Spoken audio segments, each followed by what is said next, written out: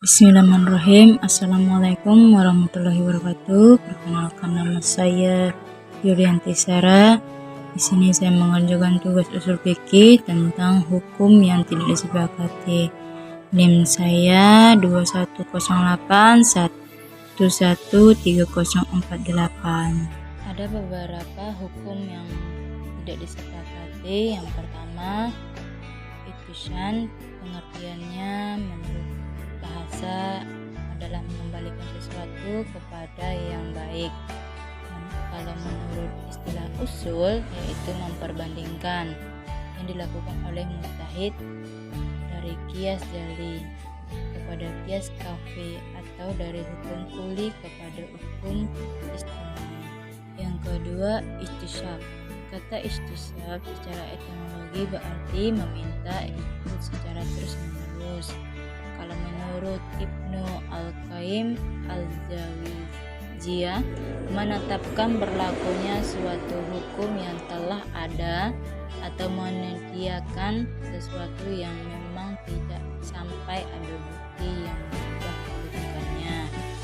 Di sini ada 4 macam istisyab, yaitu istisyab al-ibahah, al-ashliyah, dan kedua istisyab al-bara'ah, al-ashliyah, yang ketiga istisyab al-hukum, yang keempat istisyab al-musyabbah, yang ketiga maslahah al-musalah. Menurut Abdul Wahab al-Kalab, sesuatu yang dianggap maslahah namun tidak ada ketegasan hukum untuk merealisasikannya, dan tidak pula ada dalil yang mendukung maupun yang menolaknya, sehingga ia dikatakan mursalah al-musalah,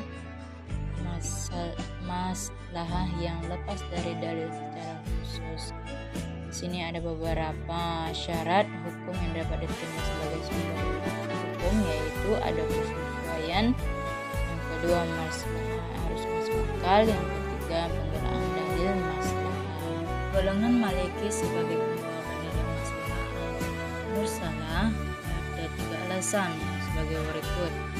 Yang pertama, praktek para sahabat yang menggunakan mursalah, antaranya pengumpulan Al-Quran dari beberapa mushaf, padahal ini tidak pernah dilakukan oleh Nabi. Yang kedua, adanya maslahah sesuai dengan maqasid syariah, artinya menggunakan maslahah sama dengan merealisasikan maqasid. Yang ketiga, seandainya maslahah tidak diambil dalam kasus yang memerlukan maslahah, maka orang-orang mukallaf akan mengalami kesempitan dan kesulitan, seperti yang difirmankan dalam surah Al-Baqarah ayat 185. Allah menghendaki kemudahan bagimu dan tidak menghendaki kesukaran bagimu. Keempat, ada urf atau adat istiadat. Kata urf secara etimologi berarti sesuatu yang dipandang baik dan dapat diterima oleh akal sehat. Sedangkan menurut Abdul Karim Al-Zaidan, secara terminologinya yaitu sesuatu yang tidak asing lagi bagi suatu masyarakat karena telah menjadi kebiasaan dan menyatu dengan kehidupan mereka, baik berupa perbuatan maupun perkataannya.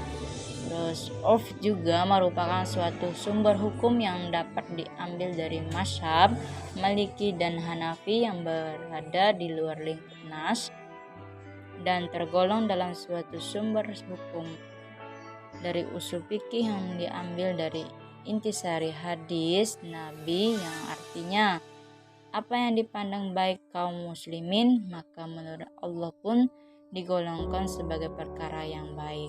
Oleh karena itu ulama mazhab Maliki dan Hanafi bahwa hukum yang ditetapkan berdasarkan urf adalah sahih sama dengan ditetapkan berdasarkan dalil syar'inya. Ada 2 macam urf dibagi.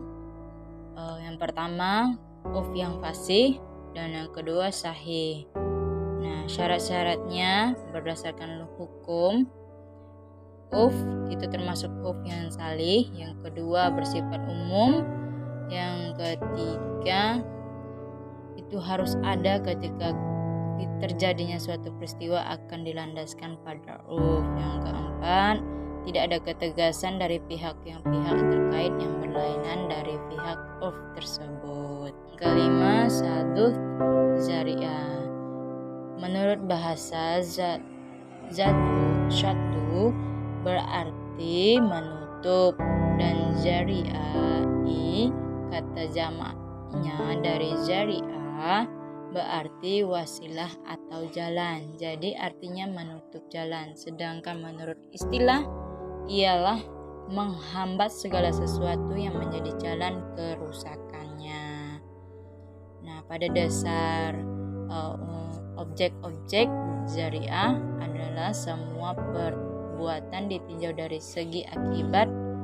Di sini ada dibagi menjadi 4. Yang pertama, perbuatan yang akibatnya menimbulkan kerusakan. Yang kedua, perbuatan yang jarang berakibat kerusakan. Yang ketiga, perbuatan yang menurut dugaan kuat. Yang keempat, perbuatan yang lebih banyak menimbulkan kerusakan. Nah, kita masuk yang keenam, syar'u man qablana. Yang dimaksud dengan syar'u man qablana ialah syarat atau ajaran-ajaran Nabi sebelum Islam yang berhubungan dengan hukum, seperti Nabi Ibrahim, Nabi Musa, dan Nabi Isa. Dan syarat-syarat itu diberlaku pula bagi umat Nabi Muhammad.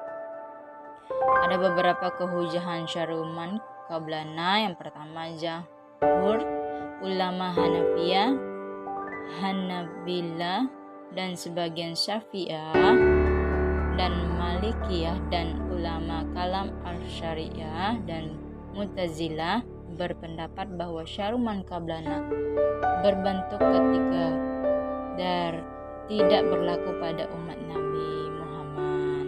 Alasannya bahwa syariat umat terdahulu bersifat khusus, berbeda dengan syariat Nabi Muhammad yang bersifatnya umum. Yang kedua, sebagai kalangan Abu Hanafiyah, sebagian Malikiyah, sebagian Syafi'iyah, dan sebagian Imam Ahmad berpendapat bahwa hukum-hukum yang termuat pada Nabi Muhammad selama tidak ada penjelasan tentang nasya'nya, maka berlaku pula pada Nabi Muhammad. Nah, yang terakhir ada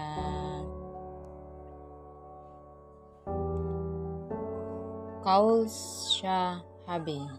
Qaul Syahabi sering juga disebut dengan mazhab Syahabi. Fatwa Syahabi definisi singkatnya bahwa adanya fatwa sahabat secara perorangan. Rumusnya sederhana, mengandung 3 pilar. Yang pertama, mengandung keterangan. Yang kedua, menyampaikan fatwanya kepada seorang nabi. Yang ketiga, penggunaan kata perseorangan yang merupakan perbedaan secara jelas antara qaul Syahabi dan ijma Syahabi. Nah, kehujahannya ada beberapa. Menurut kalangan ulama terdiri dari ulama kalim asy-syariah dan Mu'tazilah, Imam Syafi'i dan dalam suatu kaulnya Ahmad jalan dalam satu riwayatnya Al-Karaki, ulama dari mazhab Malikiyah. Mereka berpendapat bahwa para sahabat berasal dari ijtihadnya sendiri, tidak menjadi hujah bagi generasi sesudahnya. Nah, seperti alasan bahwa firman Allah dalam surah An-Nisa ayat 59, jika kamu berselisih berpendapat, kembalikanlah kepada Allah dan Rasul. Dan yang kedua, ijma sahabat tentang kebolehan beda pendapat di kalangan sahabat. Jika berpendapat sahabat menjadi hujah, tentu seorang sahabat wajib mengikuti yang lain. Ini adalah mustahil.